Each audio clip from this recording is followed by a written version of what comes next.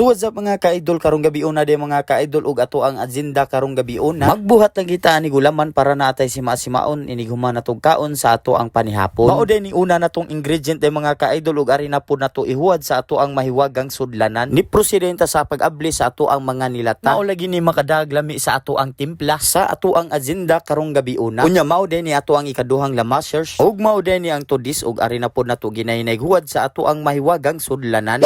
Diri na po nato giwad ang ikatulo natong lamasers mao ang injil. Kunya diri na po nato gibubo ang ikaupat natong lamasers mao dinhi makadag tamis sa ato ang gulaman karong gabi una labi na natong parisan og bahaw nga mais. Mao dinhi ang DC. Unya ni presidente sa ikalima mao ni ang Alaska. Unya kay nahuman naman tagbubo sa ato ang mga lamasers mao ni po sinapunta sa ato ang gulaman. Mao ni gulaman nga kulor pula. Muras inyo hanggog mga paasa mao nang gapula-pula. Diri na po nahuman si Inday Lourdes sa pagsugay-sugay sa ikaduha natong gulaman nga color green. Unya diri na po nato gihuwad sa mahiwaga natong sudlanan. Unya kay nahuwad naman ang tanan. Ug sigurado jud ko makakaon jud taan tanan sa ato ang agenda nga gulaman.